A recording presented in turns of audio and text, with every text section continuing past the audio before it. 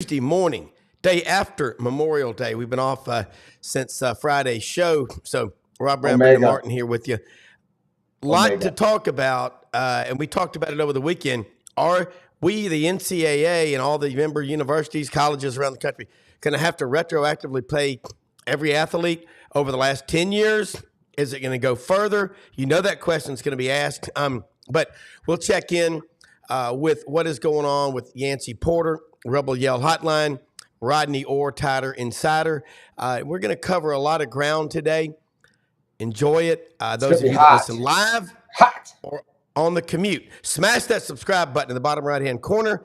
Allow notifications on your Android and tell your friends and family. Friends, family, neighbors, anyone to Dogs. watch our show. We're growing this thing. That's what we're here for. We'll be right back. Buddy Mark.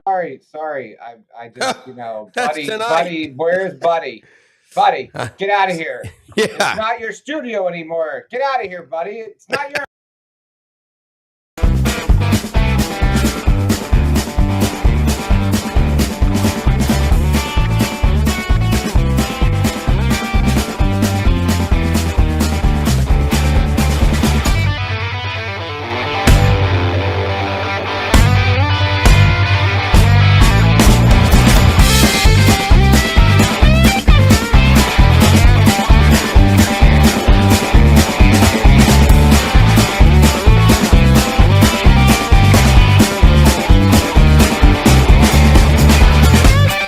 Sidelines with Rob Browne. Talk sporty to me.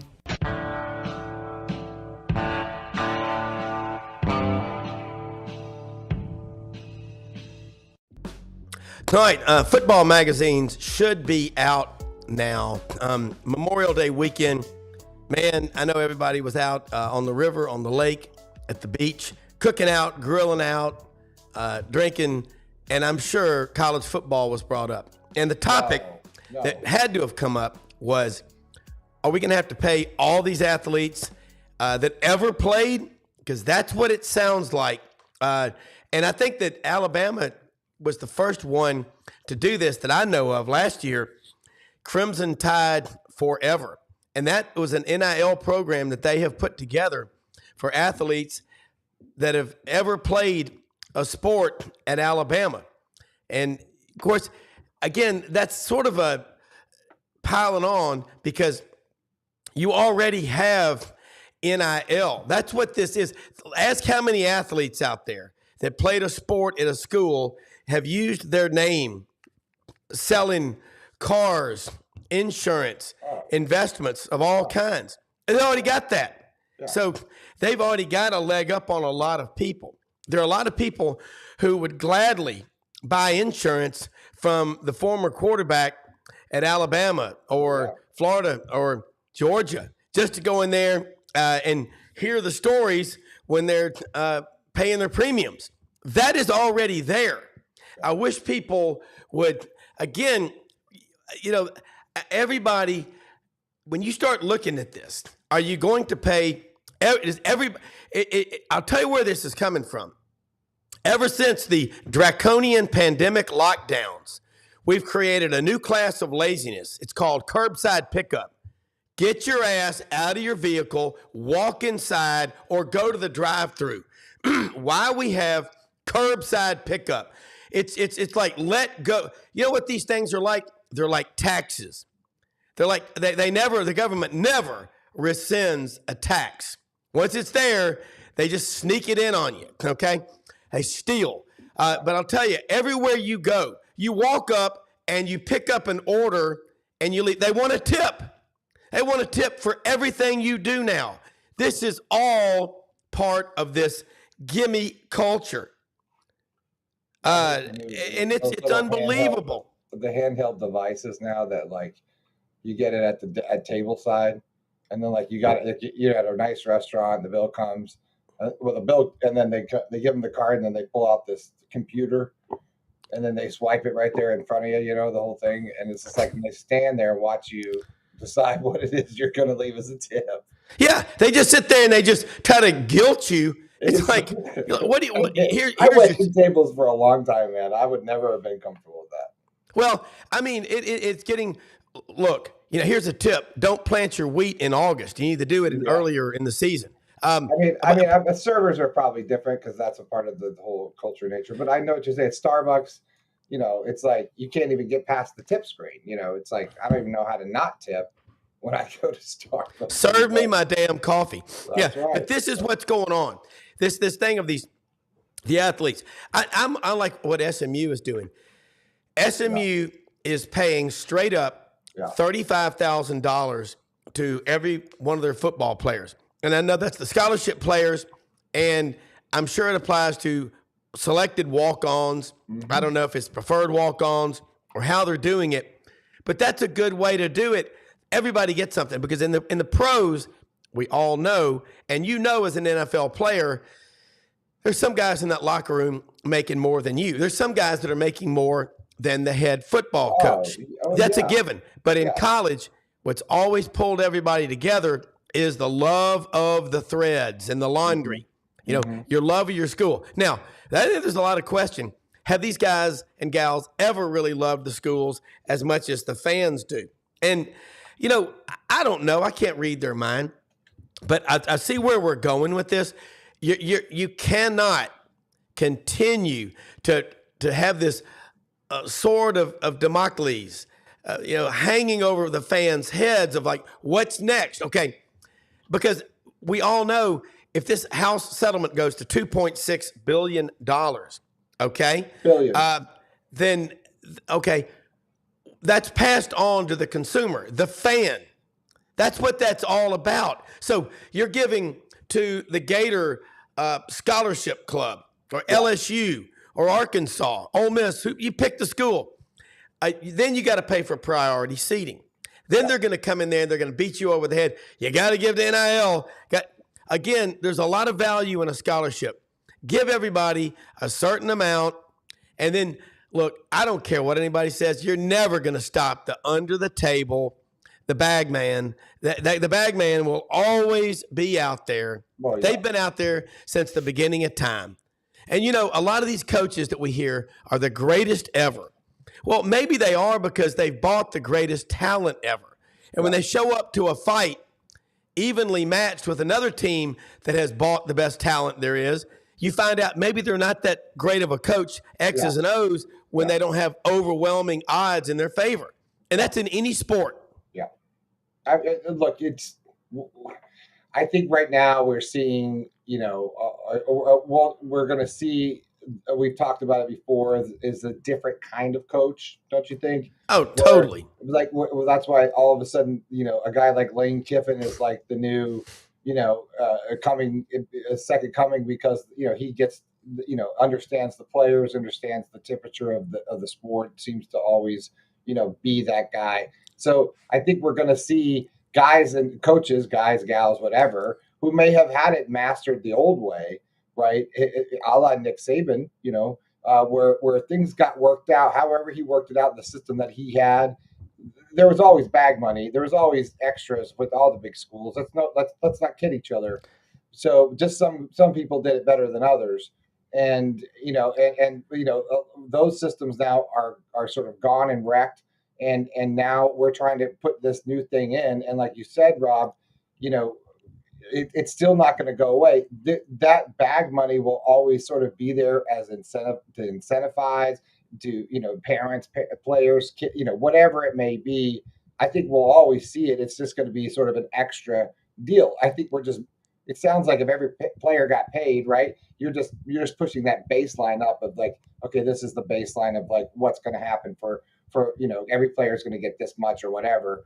And then, you're going to get this extra that are like, come here, we'll give you a little tax-free, McDonald's bag or something like that.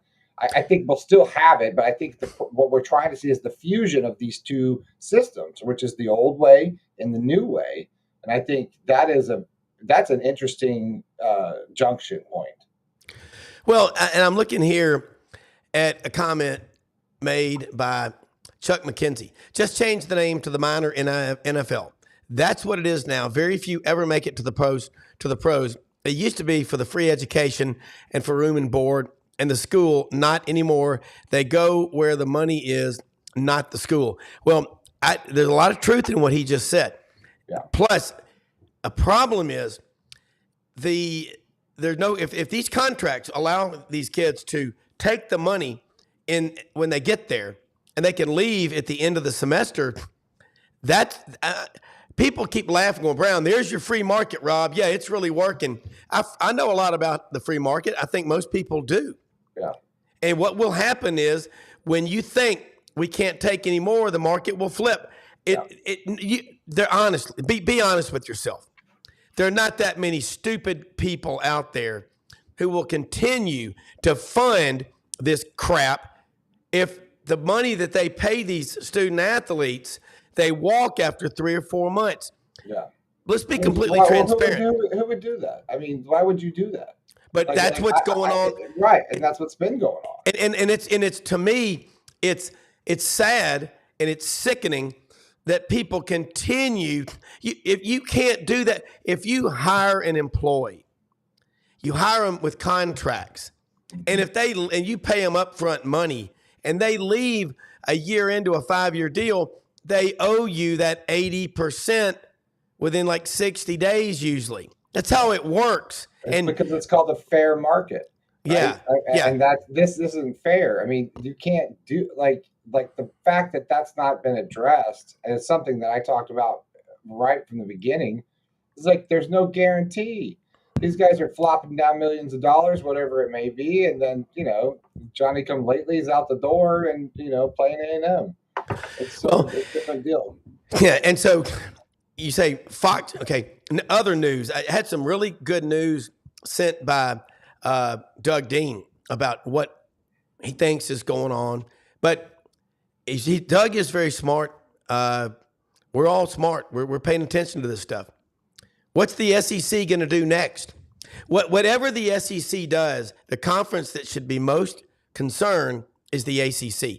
And I don't know why Florida State, the SEC does not. They offered it to them 33 years ago.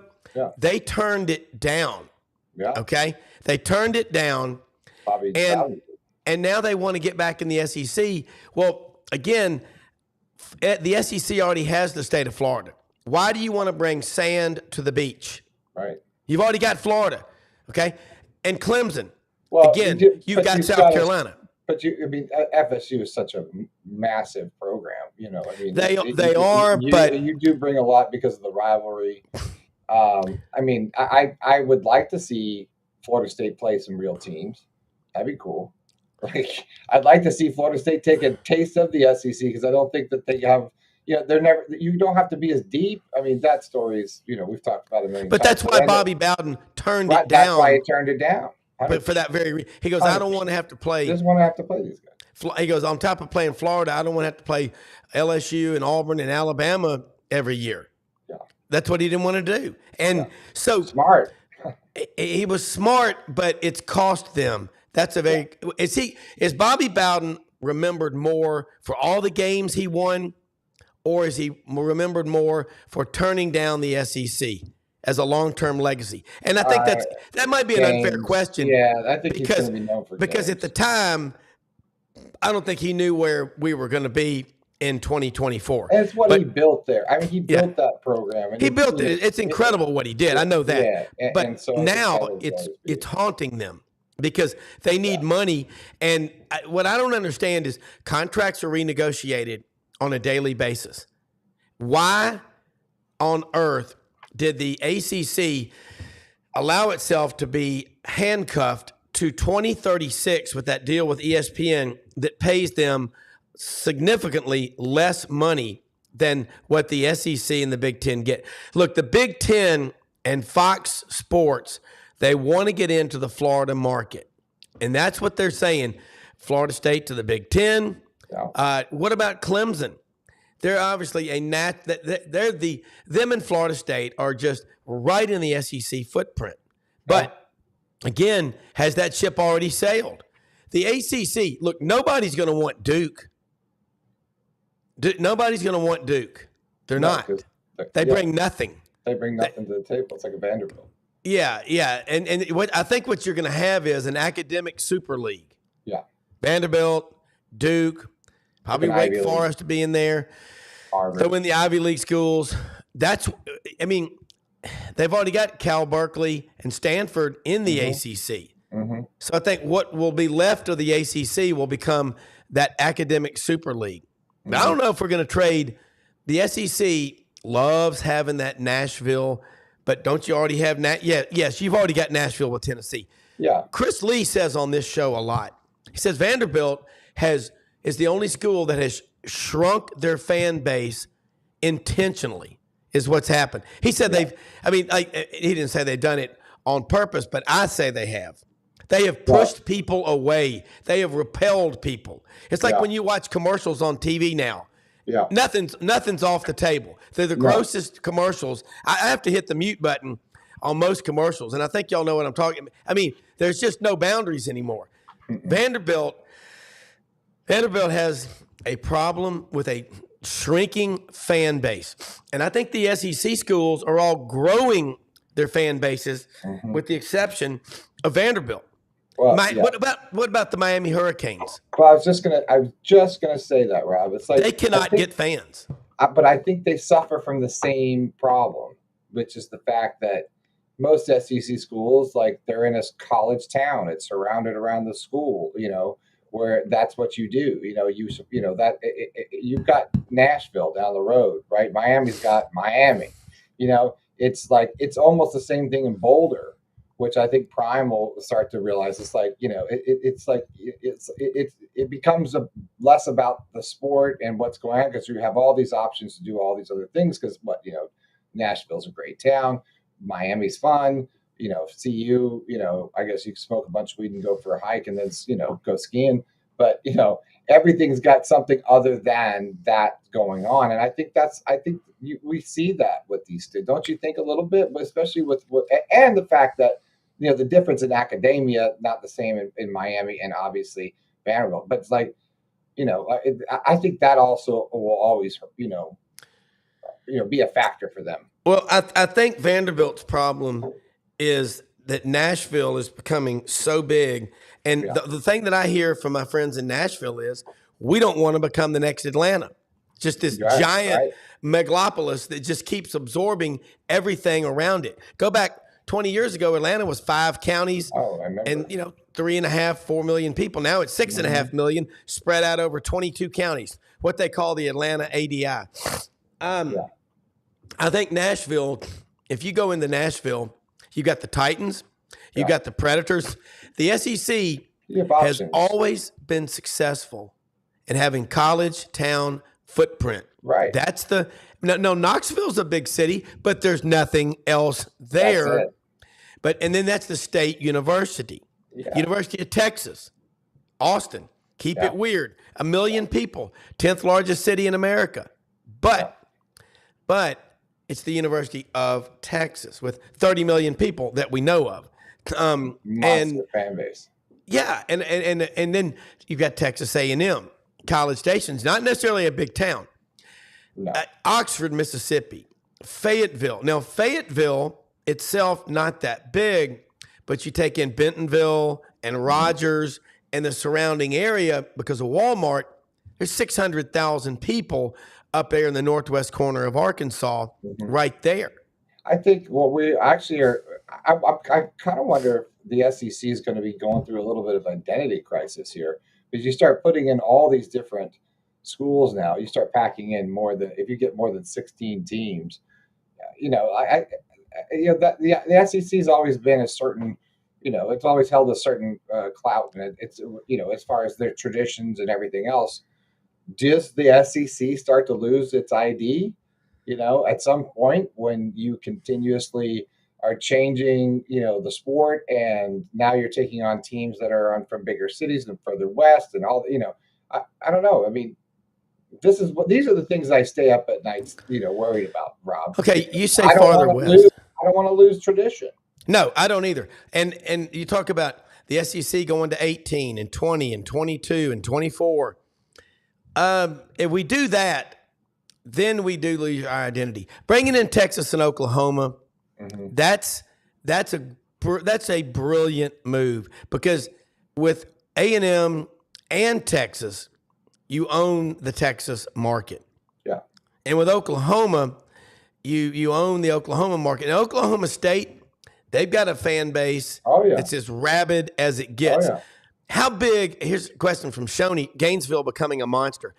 How big, you tell me that Marion County, where Ocala is 500,000 people when all the Yankees are down there in the winter. It's about half that when they go back? I don't think it's that much. Okay. I don't know the statistic, but I know it's like, the town increases like 20, 30% or something insane. How big is Alachua County? I don't know. I can look it up. I that kind of stuff I don't pay attention to, but I'll look it up right now. Okay. But Gainesville, I don't know how big Gainesville is. But the 75,000? Let's see. I'll tell you right here. Alachua County. Oh, man. Okay. So population, it says U.S. state Florida census 2020 was 278,000 in Alachua. Wow. So it's not as big as you think. It's a very smaller area. And then, once you start getting outside the school in Gainesville, but it's developing like overnight. You have a ton of new development out there in Town Tioga and then Newberry, and so it's growing. Like this whole area is growing, like Marion County all the way through. It's like the people are moving here by the drove. So don't blink, because I think everything will change, and it will continue to change in the next 5 to 10 years, and that will affect the school. And that'll will you draw more Gator fans or that kind of thing? But it's I was reading yesterday, it's one of the fastest growing cities in the state of Florida. And I don't doubt that. I mean, but where we're going in the SEC, you don't want to be in these big cities where you're trying to compete with professional sports. The Titans have just swallowed Vanderbilt. And I hate to say it, but they've made Vanderbilt baseball, which in the last decade probably is the winningest baseball program in America, does not sell out their games. I mean, it's unfortunate. And in football, everybody loves to play in Nashville because you can take over their stadium. Yeah. And that's terrible. I mean, if Vanderbilt's going to stay in the SEC, there's got to be a commitment. And they're not committed to winning. No. They know they know as an original founding member of the SEC, they're always going to get that check. And if you're a founding member, you still this, you can leave the conference and you can come back. Tulane, Sewanee, Georgia Tech, they could all do it. And the question is, and everybody always asks this, can't we kick Vanderbilt out? I mean, here's the thing. Vanderbilt, again, they're getting this money from the SEC. I think there needs to be means testing. If you're not committed to winning and improving your athletic department, should you get $50, $60, $80 million a year from the SEC, or should it be prorated according to your commitment? Now that's like, how do you define that? Well, look at it. Look at, they don't even have a softball team. I'm telling you, people are going to start asking these questions, because as the SEC, Yancey Porter's on Rebel Yell Hotline with us. Catch him Monday nights, 6 p.m., Sports 56 WHPQ and Super Talk Mississippi. Yancey, as we go along with conference expansion and the SEC's next round of expansion, I don't know when it's coming, you're going to be splitting up that pie among even more teams, and I think it's going to be a tougher ask for the SEC than say, are we going to continue to give to Vanderbilt with their athletic department? I mean, I want to see them succeed, but dadgummit, either commit or do something else. I think that question is going to be brought up by the other conference members of like, how can we continue to give them money when we don't see the commitment, Yancey? Yeah, but aren't we just really talking about football? They've been down in basketball in recent years. We all know that. But traditionally, They've been very competitive in basketball. They're, elite in baseball, elite in tennis, elite in golf. Yes, those are the minor sports where you're not putting in as much money, but it's just really that football has to get together, and not everybody can be great, or the conference needs to get some wins as well in football when they play against each other, They if you know what do. I mean. So, Yeah. but yes, I know what you're saying. I understand what you're saying, and I don't know. I don't know if the conference wants to be, top heavy all the way through the conference or not. I don't know. That's a great debate. Yeah, and I got a lot of family members that went to Vanderbilt, and they're asking these questions. They're like going, why are we even in the SEC if we're not going to try to win? Because you mentioned golf and tennis and baseball, all those other sports. But the big one, college football, is what pays for everything. And so it'll be interesting to see what happens. All right, Yancey. Was up on the Spring River over the weekend. We caught 147 rainbow trout. Threw most of them back, obviously. All of us kept our legal limits of 5 in accordance with Arkansas Game and Fish Commission rules. Section 3, paragraph 9, words 10 through 73, thou shalt have fun on the Spring River, and thou did. Yancey, but there was a lot of talk about football, man. A lot of drinking, a lot of eating, and a lot of predictions. Like, hey, how good is Ole Miss going to be? I was with a lot of Ole Miss people, and they are jacked up. That's just kind of a mild term for it. And they've been going Tripp and Margaret Monger, and they've been going, Margaret's from Natchez and Tripp's from Memphis, because they've been going to Ole Miss games forever. There's just a sense of urgency that among Ole Miss fans now, and I think that's a great thing. And you got to have that sense of urgency. You've also, you can't not expect great things because you'll get out of life what you accept. Correct? Yeah, they just keep added on. They added a big time defensive lineman who they Saw felt like that. if there was one piece maybe that they needed to add to the roster left on the puzzle, so to speak, was that rush in. They added Chris Hardy, all conference player. The Deion Smith, the number one junior college player in the country, finally became eligible over the weekend. He's arriving this today. So, it's the roster continues. I mean, it's evolving day by day with this team. You think it's as good as it's going to get, and the next week they just keep adding these great pieces, and it's impressive what they've accumulated. Now that's on paper. Let's see what they're going to do about it on the field. But on paper, it's as good as anybody in the country. All right, Chris Hardy came from Jacksonville State over in Alabama. You can transfer anytime if you're a graduate. So I'm going to guess he's already got his graduate. He's working on a master's or a PhD. I would assume so. I would assume Yes. so. Only graduates, or the guys that had already been in the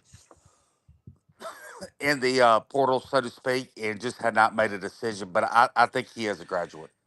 Okay, so you can still be floating around out there in cyberspace, in the galaxy, in the portal galaxy. That's right. For You can exactly. You can, if you had declared to be in the portal yes. before the last deadline, you can still make decisions after the deadline. Okay, so when we talk about the deadline, say from April 15th till May 2nd, that's you have to declare in that 17-day window. But you could declare and then be out there floating around in cyberspace for 48 straight days, correct? That is correct. Or That is 53. correct.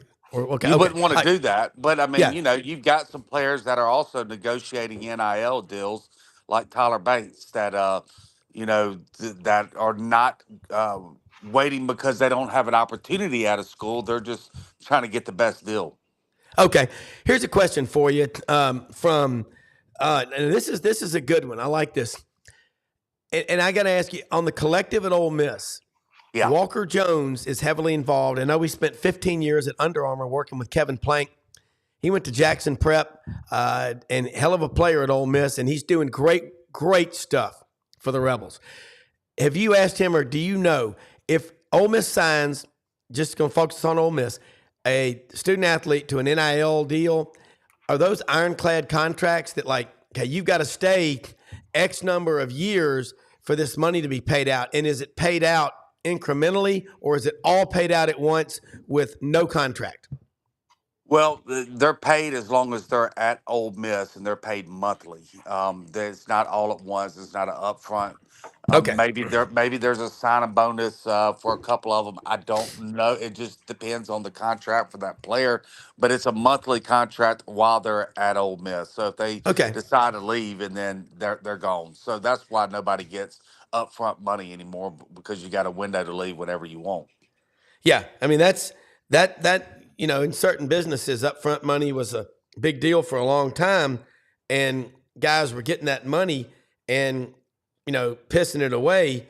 And then if they weren't making any money and they left or they got fired, they had to pay that money back. It's like, Yeah. man, and that's what I'm saying about the free market. Okay. So Ole Miss, give me a body count on defensive linemen for the Rebels. Is it 15 now? On scholarship, or guys you think you can trust? All right, that's a double-edged sword. Yeah, Both on scholarship I and think ones you they can got trust. 18 on scholarship, and I would go about 12 guys that you feel like you can win with. Wow, Yancey, that is that's the most. I don't know. What's the most coveted position? Well, it's the line of scrimmage on both sides, isn't it? It's not just defensive line. So let's flip over to the offensive line Yeah. and look at that. You brought in. I don't think people are paying attention enough when they say about Ole Miss. You brought in 2 of the starting 5 from the Washington Huskies, national champion runner-up, Joe Moore award-winning offensive line, which is the award for the best offensive line in the country. You brought 2 of those starters. I'm going to guess they're both going to start. Well, they're going to have battles on their hand, but they're both they are at positions where you return your starters at. But I would imagine in the end they'll both end up getting starting spots. How big are these fellas? They're big boys. they're both they're both 6'7", 330 to 340 type guys. They're big old boys for sure. You're telling me Uh, they could go into the Beacon and order an M16 and probably ask for seconds? I'm eating that's 16 right. sides. Okay. That's right. Okay. Hey, Tony at the Beacon's retiring in December, so he's gonna sell it. So if you're interested, I know you love that Beacon. You ought to look at it. That place is awesome. I mean, somebody's going to buy it.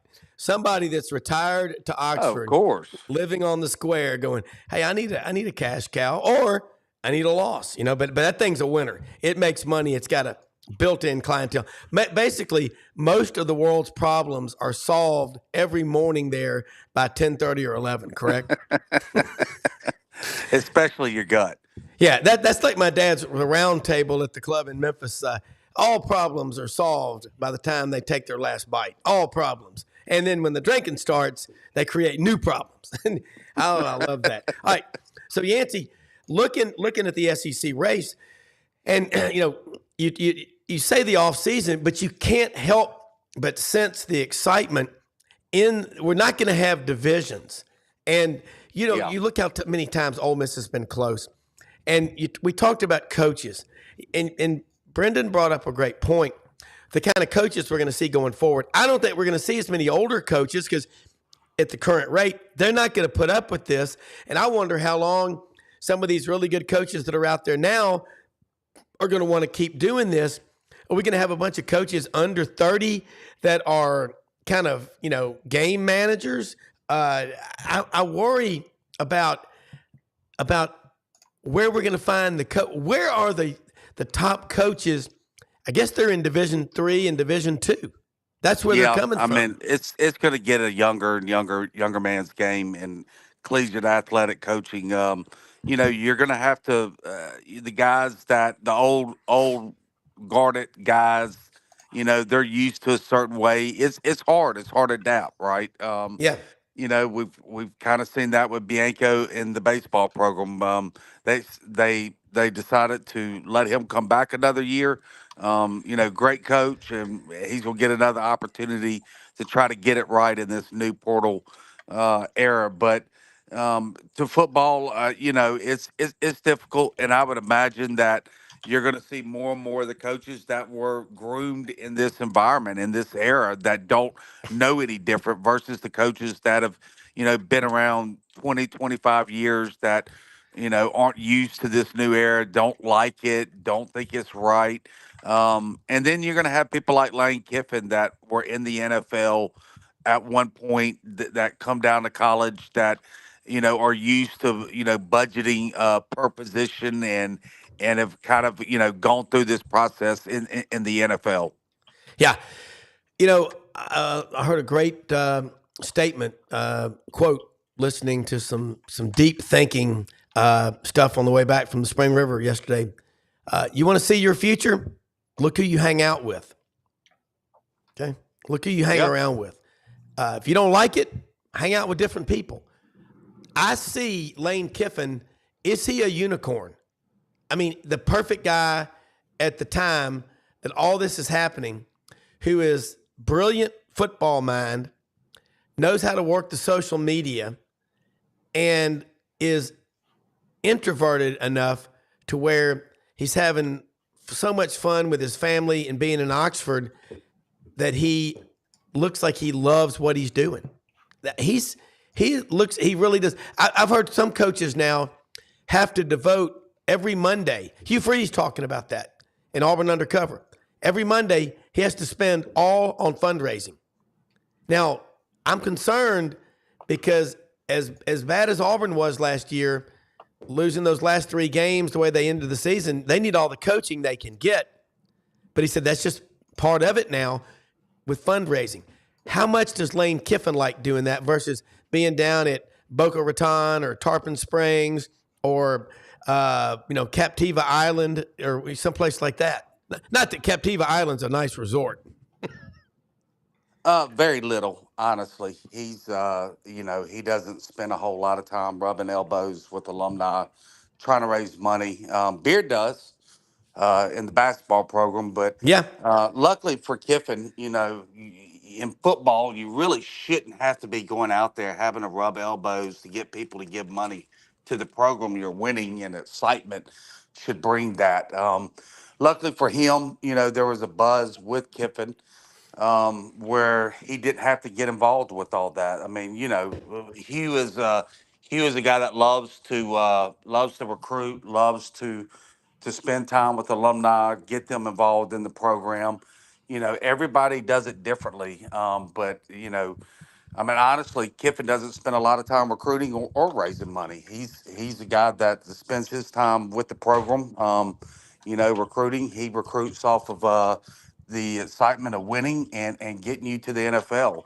Where Freeze, he wakes up at 4:30 in the morning and is making calls by 5 a.m. to recruits every day. So, Kiffin does it differently, and it wouldn't work for everybody. It does work for him, and everybody's different. Yeah.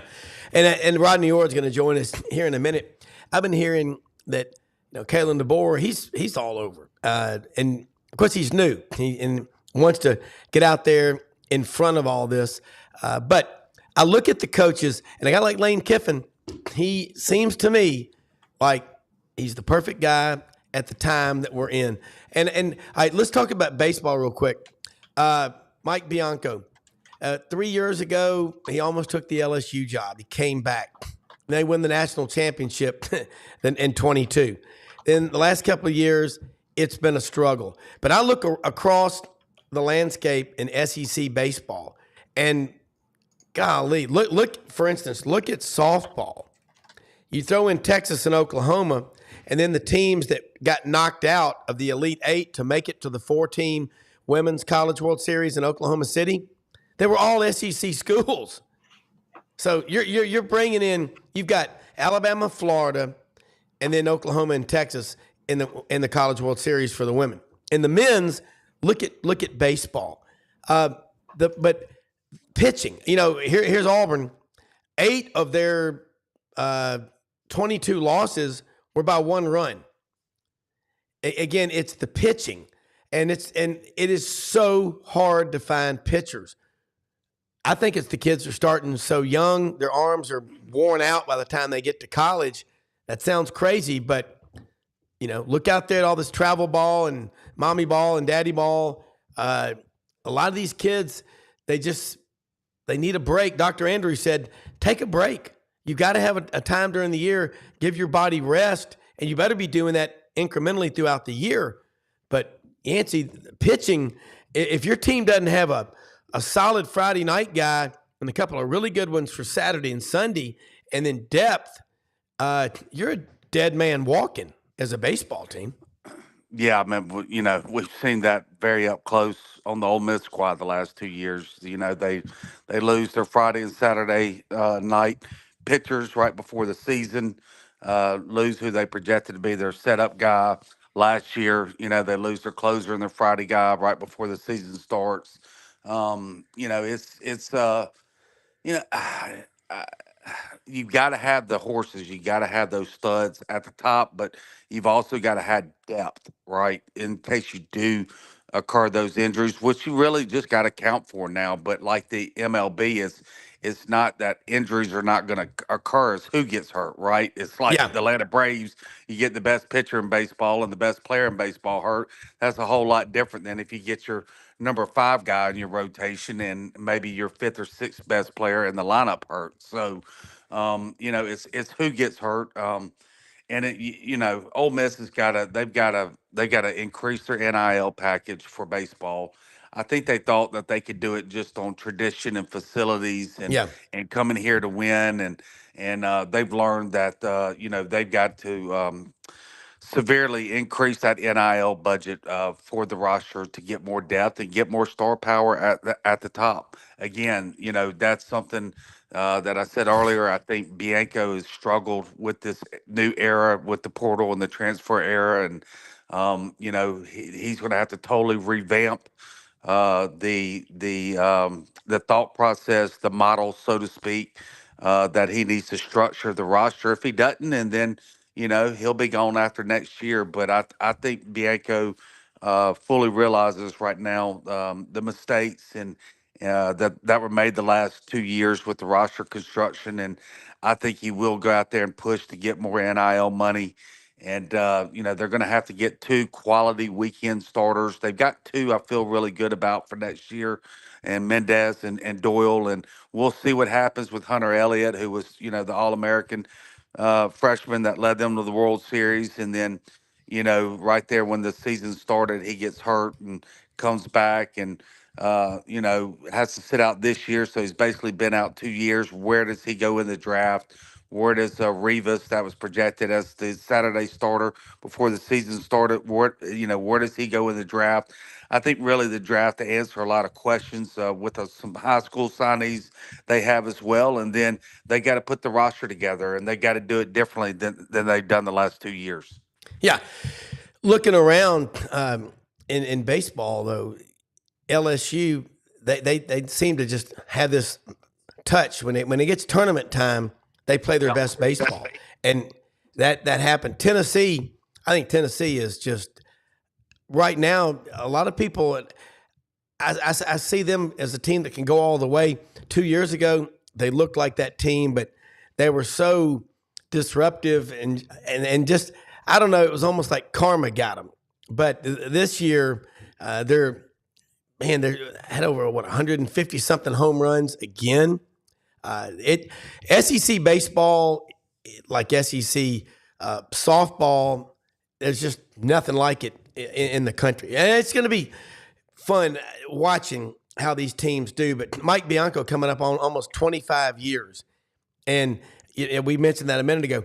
If you don't adapt, you're just left on the side of the road, and That's it. it's hard. Yeah, it's hard. And he's always been a guy who likes to develop kids out of high school that he's recruited, isn't he? Yeah, he's been a big developmental guy for his whole career, and there's still a place for that, right? That still needs to be 75% of your roster and the guys that are coming in, but you've got to get guys that fill in holes. You got to get depth. You got to get players to play immediately the next year, and how much do you spend on them? Ole Miss maybe went a little too top heavy with the four guys that they brought in last year. Spent probably too much their NIL budget on those four guys and didn't have the depth when they occurred some injuries like we just spoke about earlier. And so, they've got to figure it out. They got to get more NIL money. They got to figure out, are we going to pay a lot for three or four guys that we think are studs and very little for the rest, or are we going to try to get depth and maybe pay for one or two Yeah. studs and get really solid guys, a little deeper roster. So Yeah. that's something they got to figure out. It is crazy. Hey, Rodney Orr, Tighter Insider, joins us on the May Veterinary Clinic, Tuscaloosa, Northport. 2 locations open every day of the week. Rodney, Tighter Insider, only $48 a year. We got about 14 minutes to go. Been talking about all the stuff happening, SEC baseball and all the sports. What's going on in Alabama that we don't know about, that we need to know about? And you got a show tonight called Tighter Insider TV to talk about it. Yeah, I mean, I really don't know that there's anything that's right now. It's just obviously other than, what's going on with what you mentioned, softball, baseball, the tournaments, all of those things, which everybody pretty much knows about if you follow the SEC. And, Alabama obviously had a big softball weekend, going up to Knoxville and knocking off the number 3 seed Volunteers, which was kind of, I think you have to say it was unexpected. But hey, Patrick Murphy. That's why he's a legendary softball coach. He's one of the tops of all time because he can get his team ready to play when the tournament time. I mean, he's one of the basic job this past weekend and not that. And then of course the Alabama baseball team. They're headed for the Tallahassee Regional. So, it's a big thing for Rob Vaughn in his first year here at Alabama as head coach. I think he's going to do a fantastic job. This is the 15th College World Series for Alabama softball for the women. That's Patrick Murphy has been responsible for a lot of them. I know they won the national championship out there in 2012. That was the year they won 3 or 4 across the board. Let's look right now, football wise. We were talking about a player, Yancey Porter's on with us from Rebel Yell Hotline from Jacksonville State. Hardy, a defensive lineman, is now going to Ole Miss. Are there any players out there in the portal that are still interested in Alabama? It's a two-way street, obviously, that are big-time players like that for Alabama? No, I think right now, they have one spot, possibly two, if it was the right guy. I don't even know if they're going to find one. The funny thing is, a lot of people were reporting that Caleb Jacobs was headed to Alabama. Then he wasn't. Then he is. Of course, now I think he's headed to Missouri, the linebacker from South Alabama, who played for Kane Womack, by the way, obviously down there, the Alabama defensive coordinator. But, so right now, I mean, I think that they do have a spot, possibly 2 open if they found the right guys, but I don't think it's something that looks like that something right now that's going to happen. Yancey, jump in here. Yeah, I'm a little surprised about the South Alabama linebacker as well with Womack coaching him. Ole Miss, I mean, look, there's not a player in the portal they're not involved with, right? They brought him in as well a couple weekends ago and think he's a great linebacker. But, Missouri's, they look. Again, you see what they've done with their NIL. They really have done a fantastic job up there, and they're getting competitive and able to compete with the Alabamas of the world to get players that were coached by a coordinator there at Alabama. So it's very surprising to me. But welcome to the NIL world. Well, you know what? Here, Yancey, it's like, obviously you've said it, Rob said it. It's a two-way street, and I think probably I don't know how Ole Miss felt about Jacobs. Obviously, he's a really good player, but I think Alabama, probably possibly even Auburn. Again, where do you want to spend that scholarship? How do you want to Yeah, do it? What is it going to require NIL wise? Whatever. And I right. think Alabama right now decided to sit still And we'll see what happens if they do take another guy. But they've done a good job in the portal. They filled some needs in the secondary that they had, and obviously, Caden Proctor coming back on the offensive line was really big. So I think they feel Huge. comfortable with where they are. Well, you think about Caden Proctor, and this is a question I asked Yancey on the NIL collectives. The money that the players get, if you get it up front, typically in business, it's a 5-year contract if you move one firm to another, and you got to stay. And if you leave early, you owe it on a prorated basis. How do those contracts work with Yay, Alabama, their collective? I have no idea. To be honest with you, Rob, I don't know. I Yeah. mean, it's something that's beyond me, and I mean, I've got more issues following these 17-year-old, 18-year-olds, even 15-year-old kids in recruiting than I can shake a stick at. But I mean, I really don't know how those things work, and it could be an individual thing. How they handle that. Yeah. When do the camps start at Alabama? Because this is where you find a lot of players, and I'm sure Kalen DeBoer is spending a ton of time just building relationships with the high school coaches in Alabama and Mississippi in the southeastern footprint. Of course, Alabama recruits nationally, but you want to start building them right there at home. Yeah, the camps, they usually start this week. I don't have the exact dates in front of me. I'm actually, driving, but Okay, don't look at yeah. that. So I don't have the exact dates in front of me. But they generally start this week, and they got a big visit weekend coming up. Official visitors. It starts this weekend. The big recruiting for the June, I mean, it's everybody. Everybody will host kids. Uh, so it's a big weekend. They start on Friday with kids coming in. Yeah, and Yancey, we all know that you're getting kids younger and younger being offered now, 8th, ninth grade. You just want to be. I don't think that's changed, has it? Too much, guys. You always want to be the first one to make the offer. Yeah, sure you do. It leaves a lasting impression. Baseball has changed the rules where you can't even commit players until they're in ninth grade because we saw what happened with that sport with many eighth graders, or no, excuse me, it's 10th grade, going into their junior year now that they can't commit. They changed the whole system. It'd be interesting to see if football does that. I doubt they will because it's such a cash cow for all the universities. They don't want to mess up what's working, right? So I don't know. Committing and offering these players in eighth, ninth grade is just way, way too early in my viewpoint. They rarely stick through those 4 years if they do commit that early. But the football camps used to be all about evaluations, right? And it's a shame that really this is just more now just kind of a showcase to get the players on campus, while the players that are trying to battle for a scholarship are out there camping. I don't like that.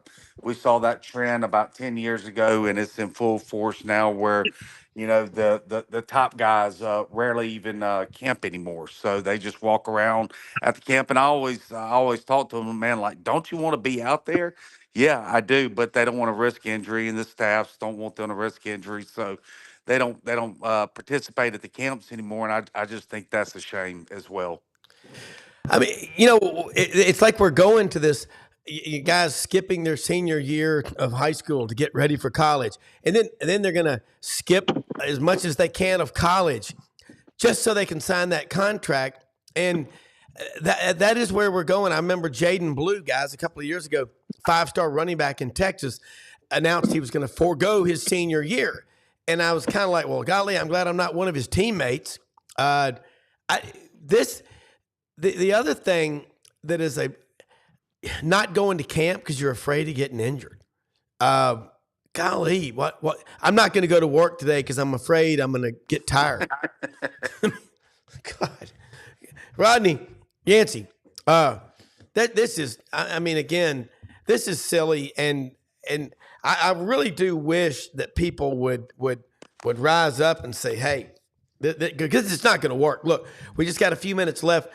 Rodney, what are the number one targets Alabama, give me a top 4 or 5 players or positions that Kalen DeBoer and the staff are going after for the 25 class. Here's the thing with that, and you know, these networks that try to tell you otherwise because you know they're trying to sell subscriptions and memberships. Things change. Things. Am I right, Yancey? Am Yes, I yes, wrong? definitely, Uh, yeah. definitely. Things change, and Yancey talked about the camps and how kids, you know, there's kids that go out at a camp, and it doesn't happen like that. I'm not saying there's a lot of them, but all of a sudden you see a guy. I can give you an example. Amari Cooper. Nobody knew about Amari Cooper. Nobody. Yeah. He came up to the Alabama camp. Everybody was raving about this kid from Missouri named Dorial Green Beckham. Yep. And I never forget Chris Carter, whose son was at Alabama at the time, Deron Carter. Chris Carter said, "Hey, you better watch this guy, Amari Cooper. He's the best receiver in the country." Who? Some 3-star down from Miami. Okay. Wow. Wow. Obviously he exploded, right? So Yes. see, all recruiting boards change. And why Yeah. people can't understand that these things, it's just fluid. You might as well just let it play out. You want to make sure your team is in on guys that you mentioned positions, Rob. Position. You want to get offensive linemen. Obviously, Alabama needs offensive linemen. They need defensive linemen. You know, they're in on a ton of secondary players, linebackers. They got a lot committed already. Still recruiting some guys. They need wide receivers. They're looking for a quarterback, Keelan Russell from Duncanville, Texas, who visited Ole Miss, by the way. He'll be in this weekend. You know, you've got to fill those needs that you're looking for. They have a really, really impressive visit list, but I know you're running short on time. So Yeah, no, Rodney, you just said it, and Yancey, both of y'all did. It's fluid. Everything is changing. fluid. So yeah, and that's the thing. I'm not mad. I'm just saying it'll change. That's why I say the free market will work it out. We always think whatever's happening right now is the way it's always going to be. It's just not how it is. Let's just close on that. Rodney or Tider Insider, folks. Great stuff. It's only $48 a year. Check him out, Tider Insider TV. He and Gary Harris tonight at 6:30 p.m. Great show to watch, WVUA TV 23. And Yancey, Rebel Yell Hotline, Monday night, 6 p.m., Sports 56, WHBQ, and Super Talk, Mississippi. Both of y'all, I like, the quote of the day, it's all fluid, man, and you better deal with that. All right, we'll be out of here, man. We'll see y'all tomorrow morning. Day after Memorial Day, the hangover is over, and we'll be back fully charged for another show tomorrow morning. Thanks for watching.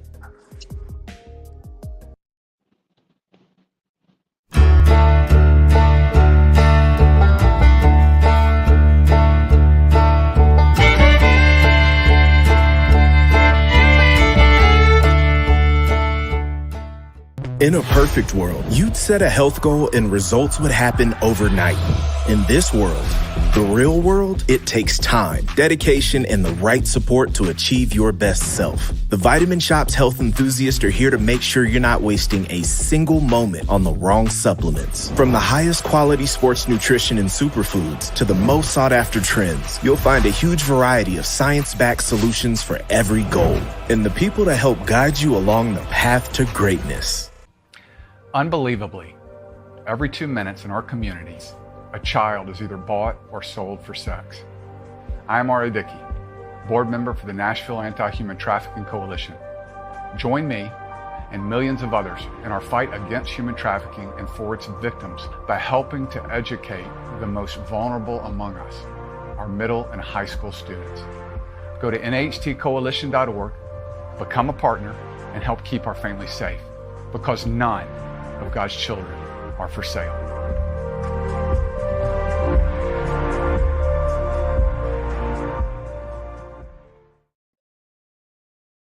So important to shop local and to buy American. For 60 years, Hewlett & Dunn Boot and Clothing Company has been on the historic Collierville Square, and we strive to sell made in the USA products when available. With over 7,000 pairs of Western boots and work boots in stock for men and women, come and see our huge selection of clothing, jeans, and accessories from top brands made in the USA. Please support local business and come shop with us at Hewlett & Dunn Boot and Clothing Company.